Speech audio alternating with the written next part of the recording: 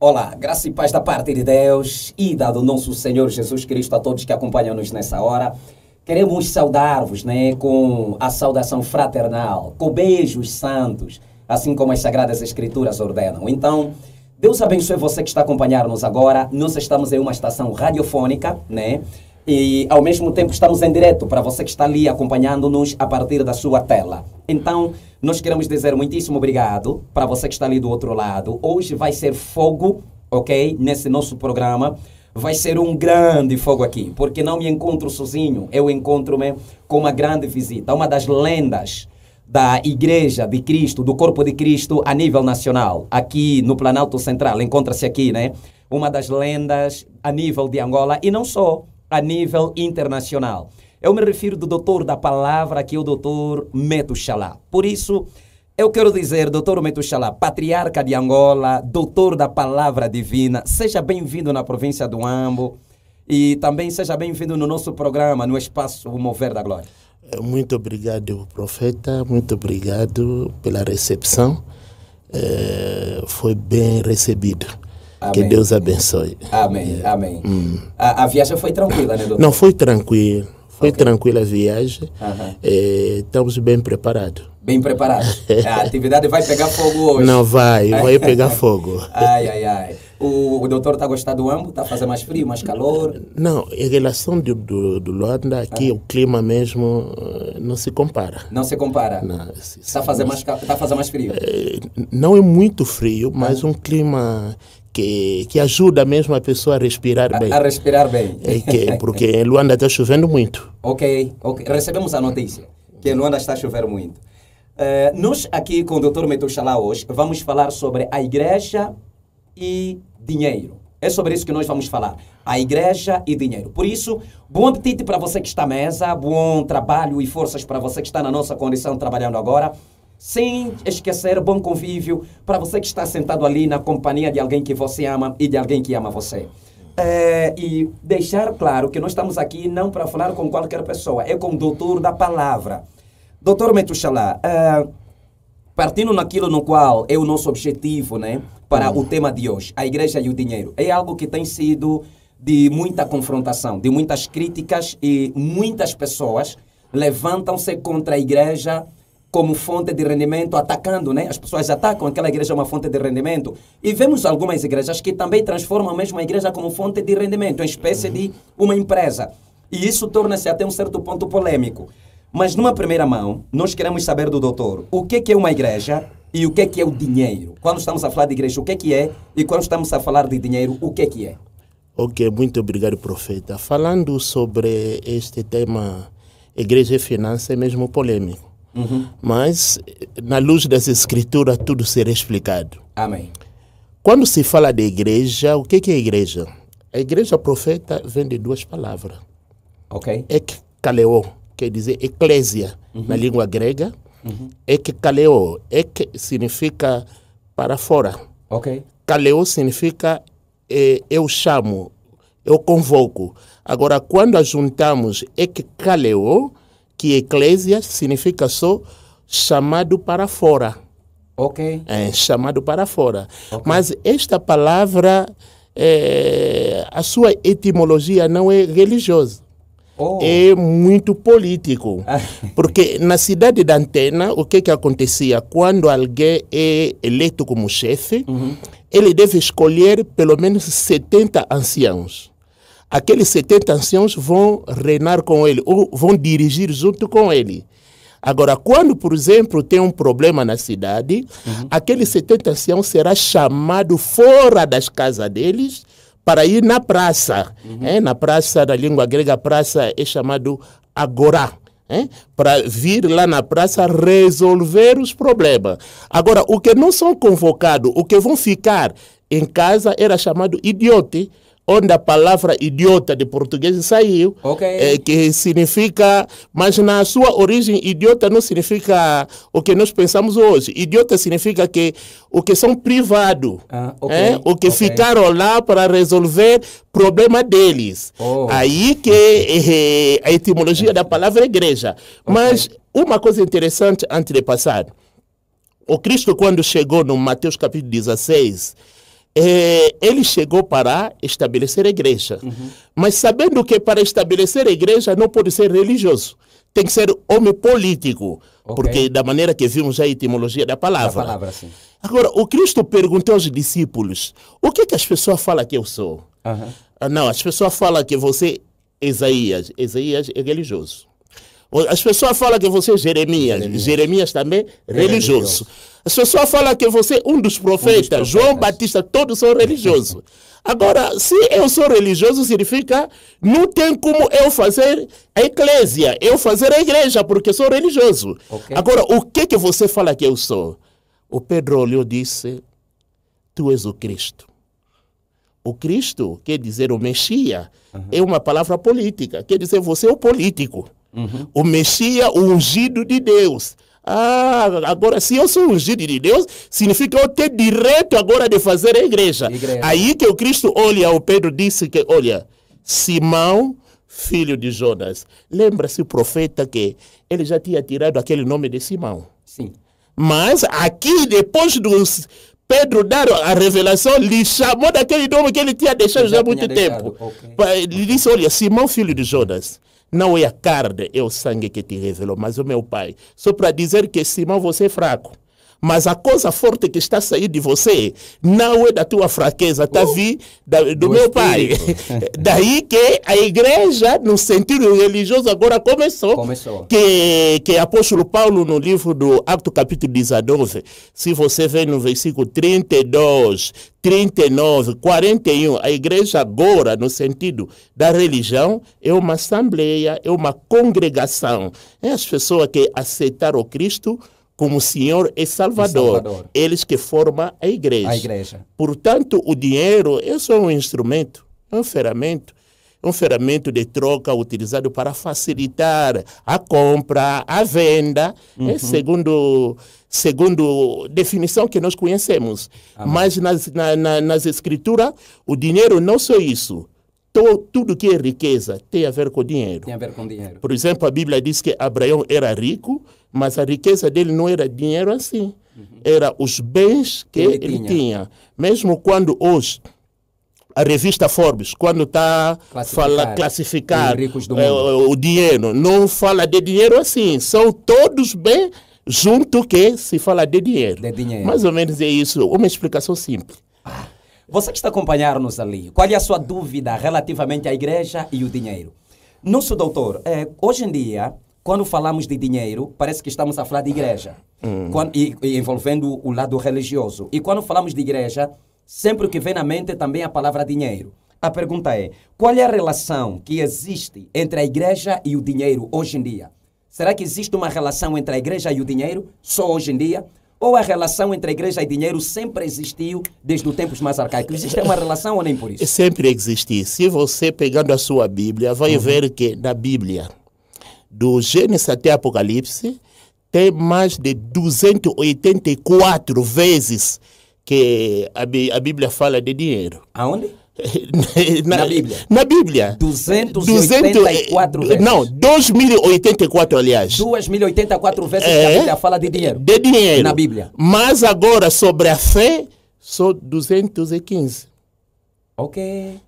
É sobre a salvação, 208. Mas não significa que o dinheiro é mais importante que a fé, é mais importante que a salvação. É só para mostrar que a Bíblia não deixou fora a questão de dinheiro, porque é uma coisa muito sensível. Os apóstolos falaram sobre isso, Jesus falou sobre isso. Lembra-se, quando as pessoas estavam a ofertar no templo, lá na igreja ou na sinagoga, a Bíblia diz que Jesus foi lá no tesouro, onde que estava a colocar as ofertas. Depois perguntou, quem colocou mais? Os apóstolos começaram a falar, aquele rico aí, aquele aí. Depois Jesus disse, não, é aquela pobre, porque Jesus viu mesmo o dinheiro que entrou. Para dizer que a Bíblia não deixou fora o dinheiro. Porque o dinheiro é muito importante quando é bem usado. Ok. O dinheiro é muito importante quando bem usado, mas quando também é mal usado, isso pode causar a destruição.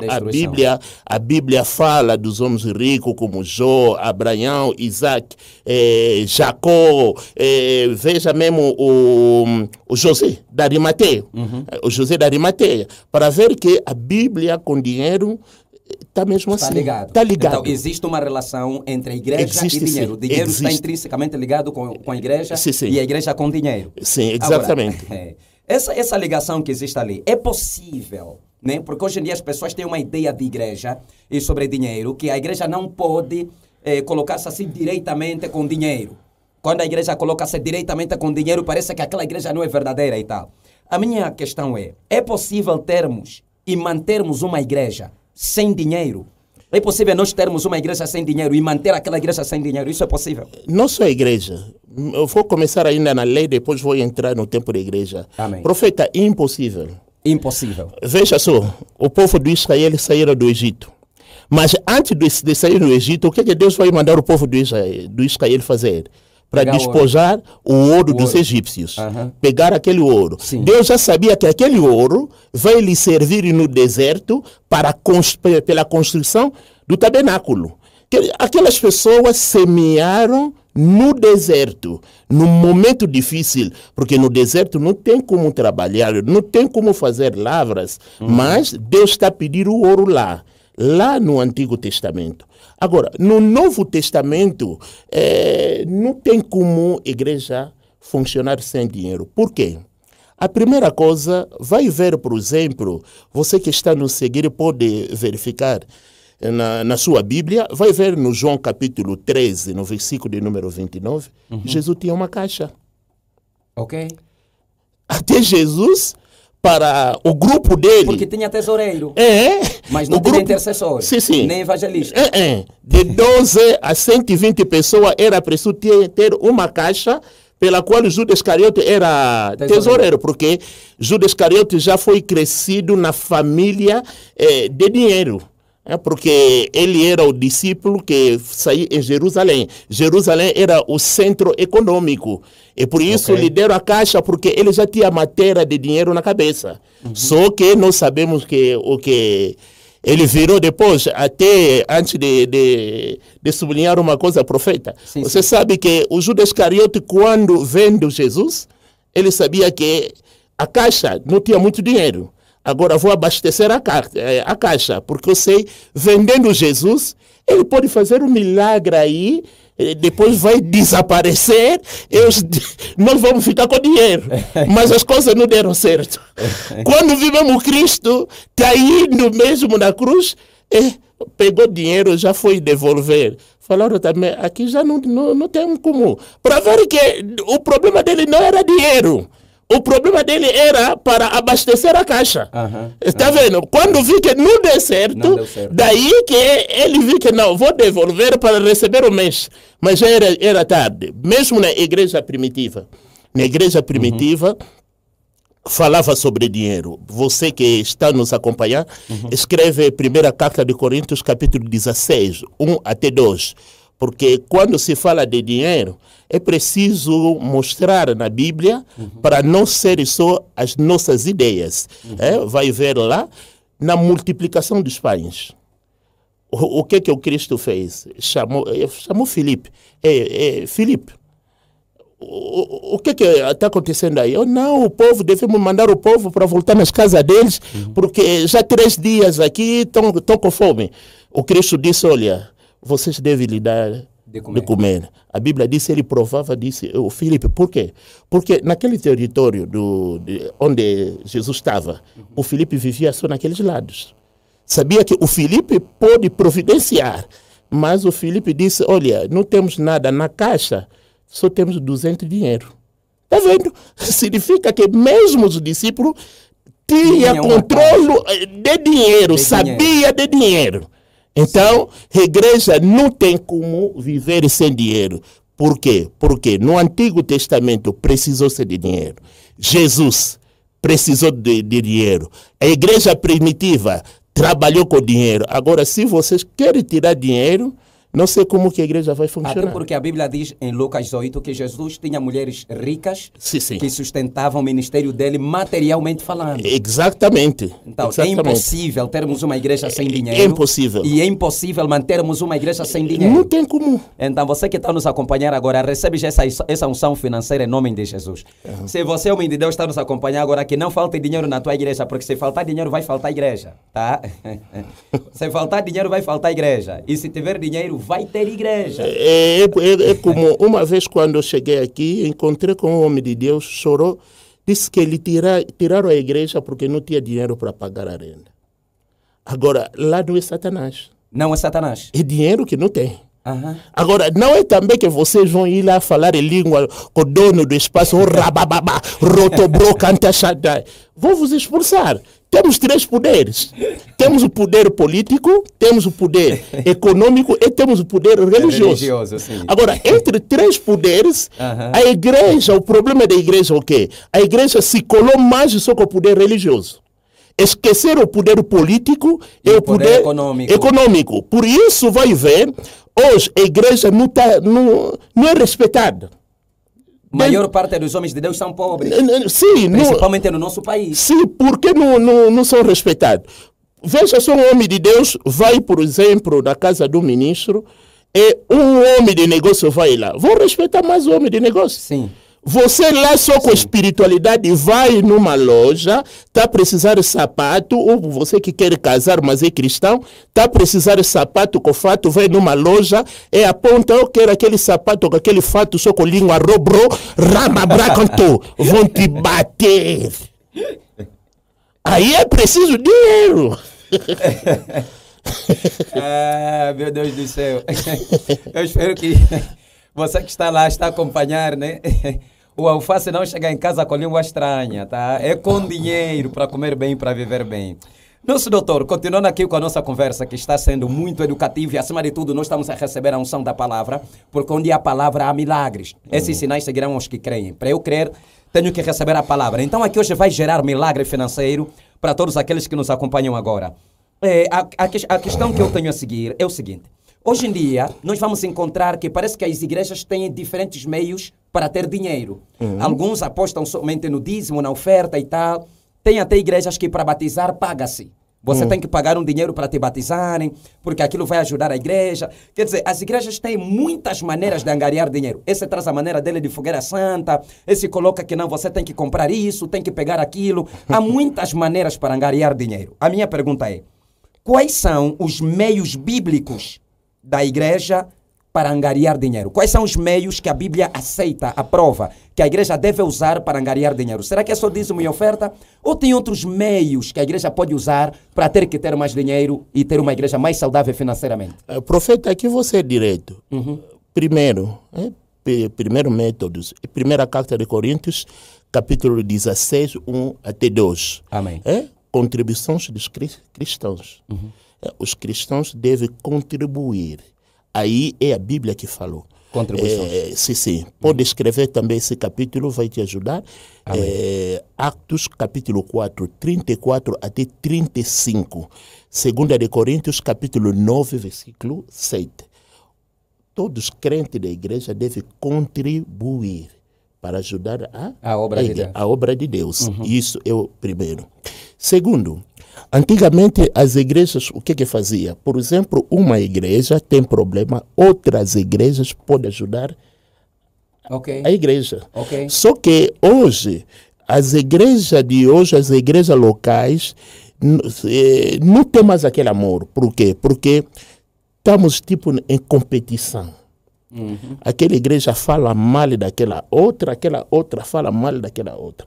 Porquanto a Bíblia nos compara como a escama do crocodilo, segundo o livro do Jó, da maneira que a escama do crocodilo está entrelaçado e da maneira que os irmãos devem ser unidos. Por isso, vai ver, por exemplo, primeira carta de Coríntios, capítulo 16, 1 até 4, segunda de Coríntios, capítulo 8, Atos dos Apóstolos, capítulo 11, 27 até 30, as igrejas ajuntavam dinheiro para apoiar outra igreja. Por exemplo, Eu costumo ver isso no profeta, da maneira que fazia, ajuda uma igreja aí, é exatamente como era na igreja primitiva. Da maneira que fazia, ajuda um pastor aí, ajuda uma igreja aí. É isso, é assim que acontecia na igreja primitiva. Amém. Mas hoje não está acontecendo mais, por quê? Porque não só não temos mais união, mas também temos os ingratos. Isso. Temos ingratos. Tem pessoas, você ajuda, depois começa a falar mal de você. Exatamente. Agora, como que você vai ajudar uma pessoa que te fala mal? Até sua ajuda pode ser transformada em uma armadilha. Depois começa a falar mal, ele deu esse dinheiro para nos fazer isso, para isso, para isso. Tá vendo? Se a igreja tirando essas coisas, isso vai ajudar para a igreja conseguir mais dinheiro. Agora, a terceira forma é através das ofertas, que é dízimo, que nós sabemos. As ofertas nós já sabemos como que funciona. O dízimo, a igreja atual não dá mais dízimo segundo a lei. A lei, mas nós demos o dízimo segundo o sacerdócio do Melquisedeque, porque o dízimo não começou no tempo da lei, o dízimo começou antes da lei. Abraão deu o dízimo no Melquisedeque, aí até o Levi não era ainda nascido, não havia ainda lei, mas já havia dízimo. O dízimo agora da lei é aquele dízimo obrigatório, aquele dízimo com rigor, aquele dízimo com chicote, mas o dízimo do sacerdócio do Melquisedeque é o dízimo a pessoa está dando voluntariamente, com o coração aberto, e até as pessoas podem dar mais segundo ele consente, segundo o que seu coração, conforme que apóstolo Paulo diz. Mas agora, outra coisa, quando agora começamos a usar a estratégia demoníaca só para tirar dinheiro, aí agora que é mal. Aí é que é mal. Aí mesmo é muito mal. Aí é muito mal. Agora, nessa mesma questão aqui, eu gostaria de clarear, buscar assim alguma coisa, né, do doutor. Eu acho que isso, apesar de que isso vamos falar na live da manhã, né? Na live da manhã nós vamos falar sobre isso, sobre elementos espirituais. Mas gostaria de, tipo, a igreja vai contribuir, é o primeiro meio. A igreja vai dizimar, é o segundo meio. A igreja vai ofertar, é o terceiro meio. Agora, essas questões de ação de graça, fazer voto, tudo isso faz parte do pacote... É bíblico. É bíblico. É bíblico. O voto é bíblico. O voto é bíblico. Do Antigo Testamento até o Novo Testamento.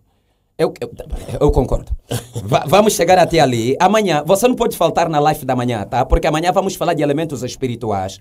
E vamos falar da existência de água na igreja, azeite na igreja, lenço, outras igrejas que usam outras coisas, até tem igreja que usam xota feitiço, cola marido, tunda mungila, isso tudo nós vamos falar amanhã. Mas hoje nós queremos falar relativamente a finanças, é sobre finanças que queremos falar. Agora, doutor Metushala, hoje há pessoas que quando olham para um homem de Deus, ele era um Zé Ninguém, né? Um Zé Ninguém, digo em termos materiais, era alguém pobre. Só que depois dele começar a pastorear a igreja começa a crescer. E depois de um tempo, o homem de Deus tem uma boa vida. Há outros que as pessoas já não investigam mais. Tem empresas dele, faz outras coisas por ali, acolá. E as pessoas não investigam, não sabem da vida dele. E a única coisa que julgam é dízimo. Por exemplo, o que acontece comigo nas redes sociais, acho que você que está a acompanhar, também já fizeste isso comigo. Eu publico uma fotografia de um almoço num hotel, as pessoas vão lá, dinheiro das ofertas. Publica a fotografia de um jantar num passeio, compra um carro, dinheiro das ofertas. E hoje em dia, todo pastor que tem dinheiro é lucro de dízimo e de oferta. Agora, vamos ainda particularizar essa área, né, de empreendedorismo, porque muitos de nós somos empresários e muitos lá não sabem. Muitos lá não sabem que nós somos empresários. Eu, por exemplo, há pessoas que não sabem que temos fazenda, não sabem que temos gráficas, temos aqui empresas daqui a colar.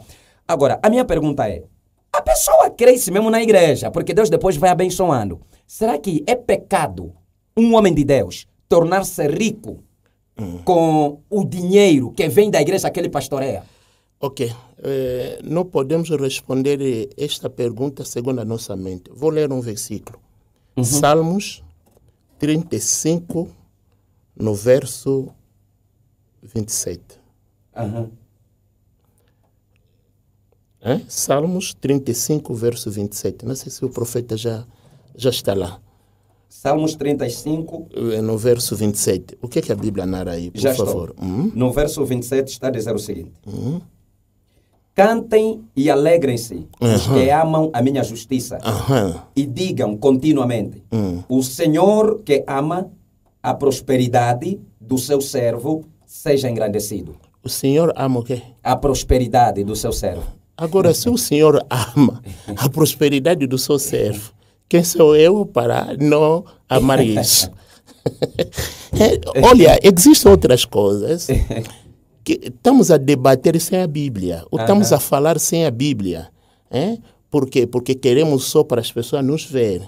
A Bíblia diz que Deus ama a prosperidade do seu servo. Aqui vou passar só rápido para o povo entender melhor, os ouvintes entenderem. Está vendo o dinheiro da igreja quando entra? Sim, sim. Primeiro está a servir por causa da evangelização. Amém.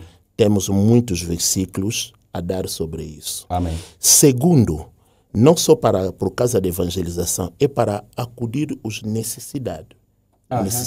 Todos que são necessitados, nós costumamos ajudar. Eu costumo ver, por exemplo, as obras que o profeta costuma fazer, as viúvas, órfãos, havia que fizeram mais a limpeza da cidade. Exatamente. Ontem fizemos a limpeza da cidade. Sim. Está vendo? O dinheiro, quando entra, ajuda também lá. Aquelas vassouras compramos com o nosso dinheiro. Sim, não compraram com língua, não. É verdade. Era preciso o dinheiro. Agora, o terceiro é para apoiar os servos de Deus. Primeira carta de Coríntios, capítulo 9, versículo 14, é super importante esse versículo. Está vendo? Por favor, eu sei que estamos a trabalhar com o tempo, mas como é uma coisa muito sensível, melhor só ler. Mas em casa vocês podem ler de 4 até 14. 1 Coríntios? 9, 14. Mas podemos ler 4 até 14. Aqui vamos ler só 14. 14 diz: assim ordenou também o Senhor aos que anunciam o Evangelho, que vivam do Evangelho. Agora, o Senhor que ordenou, veja bem, ordenou. Não só falou, é uma ordem. Uma ordem. Quem sou eu para quebrar aquela ordem? O Senhor que ordenou para os que trabalham no Evangelho, para viver do Evangelho. Mas agora, uma coisa que podemos aconselhar também, podemos aconselhar os pastores ministros, o pouco que tem, deve começar a investir. Está vendo? Amém. Porque não pensa que aquele dinheiro que vão te dar que vai te fazer rico. A maneira que você está a investir, muitos pastores que hoje tem dinheiro, não é dízimo. Não é dízimo nem não oferta. Não é. Que as pessoas não entendem. Não é. Até eu falo que aquele dinheiro é dinheiro do sangue. Dificilmente que vai te levar que é para você ficar rico. É dinheiro do sangue. Se você quer ficar rico, o que você deve fazer é investir. O pouco que você tem, começa a investir. Tem que ter a noção do apóstolo Paulo. A construção das tendas. O apóstolo Paulo construía as tendas, além do evangelho, mas ele construía as tendas para não ser dependente total da igreja, senão você vai ficar o peso para a igreja. Comece a investir. Pastor, você que está me ouvindo, homem de Deus que você está me ouvindo, se você não quer morrer pobre, junto com a sua família, cruza suas mãos. Cruza suas mãos, você vai morrer pobre. Comece a investir. Comece a investir. É você que já está a investir. Eu sei que sempre as pessoas vão falar mal. As pessoas sempre vão apontar o dedo pensando que é dinheiro da igreja. Continua, nada importa o que as pessoas falam. Nada importa. Então, não é pecado, tornar-se rico, mas não é possível ser rico com dinheiro de oferta e dízimo. É necessário investir. Mentalidade empresarial é que está a invocar-se aqui. Nosso doutor, nós estamos a caminhar para o final praticamente. Mas eu ainda tenho aqui umas 3 perguntas por fazer. A primeira é... não, até são 2, né? São 2 apenas. Quando uma viúva... Aqui o doutor fez referência de uma viúva pobre que ofertou tudo que tinha na igreja. Eu acho que está no livro de Marcos ou Lucas por aí, que fala da Marcos viúva. 12, 41 aí. Que diz que a mulher ofertou. E Jesus disse, dentre todos vós, quem ofertou melhor é essa mulher, porque os ricos deram do que sobrou, mas ela deu tudo o que tinha. E eu procurei ver na Bíblia, não vi Jesus a devolver esse dinheiro na viúva, a dizer, não, viúva, como você é pobre e ofertaste tudo o que você tinha, não vou levar teu dinheiro, toma, vai de volta. Eu não vi, Jesus recebeu dinheiro de uma viúva e pobre e que deu tudo o que tinha. Hoje em dia, a visão é completamente diferente. Quando uma viúva, um pobre ou um necessitado oferta tudo o que tem na igreja voluntariamente, é pecado a igreja receber? Olha, a primeira coisa, devemos saber que a oferta deve ser voluntária. Amém. A oferta não pode ser forçado, manipulado. Quando a oferta já é manipulado, trabalhar a mente da pessoa para a pessoa só dar, isso já está a sair, segundo as escrituras. Mas quando a pessoa está a fazer a oferta de uma forma voluntária, não é nada pecado. Não é nada pecado. Se você olhar na Bíblia, nós temos aquela viúva, no Novo Testamento. No Antigo Testamento temos a viúva da Zarepta, também que deu só o pouco que ele tinha. A viúva da Zarepta deu o pouco que ele tinha, depois viver a multiplicação. Significa que não é nada pecado. Quando uma pessoa está a dar segundo o coração, não sei por que você vai pegar para devolver, porque a pessoa deu segundo o que ele sente, segundo o que ela sentiu. Por que você vai devolver? Se você talvez queira abençoar o pobre, pode lhe abençoar com outro dinheiro. Eu posso pegar o meu dinheiro, abençoar os pobres. Posso pegar meu dinheiro, abençoar as viúvas. Mas a viúva pegou um dinheiro, deu na igreja. Não, você... Não. Leva teu dinheiro em casa porque você é pobre. Quer dizer, você quer ter apenas... Não sei se apenas... Não sei em que lugar que eu vou colocar isso. Quer ser santo mais que o Santo Espírito. Então, pecado é manipular a pessoa para dar dinheiro. É manipular a pessoa para dar dinheiro. Por quê? Porque hoje, profeta, mesmo o que está a criar esta polêmica? Porque existem pessoas que vêm com as palavras fingidas. Para quê? Para tirar o pouco que a pessoa tem. Exatamente. Aquelas pessoas são animadas com o espírito do profeta Balaam. Quer dizer, na cabeça dele está a trabalhar por dinheiro. Porque existem mesmo pessoas que entrou no evangelho só por causa de dinheiro. Exatamente. Ele entrou no evangelho para começar a tirar dinheiro das pessoas. Todo que ele prega está mais virado só lá. A salvação, ele não tem nada a ver com isso. Nada a ver. O que ele tem só a ver, eu vou tirar dinheiro daquele povo. Por isso, vai acrescentar, aumentar, criar as estratégias malucas, criar estratégia diabólica só para tirar. É isso que a Bíblia proíbe. Primeira carta de Pedro fala já sobre isso. Aquelas pessoas têm aquele espírito da avareza. A Bíblia está contra isso. Mas quando uma pessoa quer dar oferta dele voluntariamente, seja rico, pobre, viúva, qualquer pessoa, quando dá, é porque Deus lhe tocou. Amém. Não tem como pegar isso, devolver. Amém. Amém. Então fica aqui a dica, tá? Não é pecado receber oferta de alguém pobre, de alguém necessitado, de uma viúva, por mais que seja tudo que ela tem para dar. Mas o pecado consiste em procurar manipular aquela pessoa para ter que ofertar ou dar o pouco que ela tem. Agora, a última pergunta que eu gostaria de fazer aqui no nosso doutor, relativamente a essa questão, a igreja e o dinheiro é, o que dizer, né? Porque hoje em dia nós temos igrejas que fazem propósitos com fins lucrativos. Principalmente nós os pentecostais, às vezes vamos ver, pronto, a renda da igreja chegou no fim e nós precisamos de pagar a renda e a igreja não tem dinheiro suficiente. Então, vamos ter ali um propósito onde as pessoas poderão trazer dinheiro a fim de pagarmos a renda.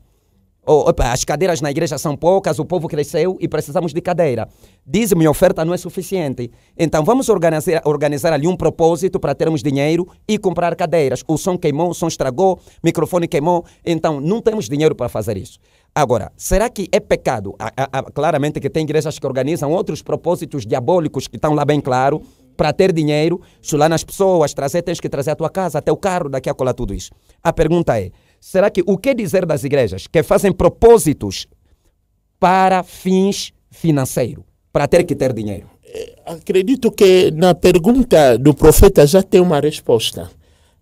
Na pergunta do profeta já tem uma resposta. Por quê? Porque tudo depende do objetivo. Okay. Quando o objetivo é negativo, o resto também será negativo. Você está a organizar um propósito, mas aquele propósito talvez você falou que não para comprar cadeira, mas na final não era cadeira.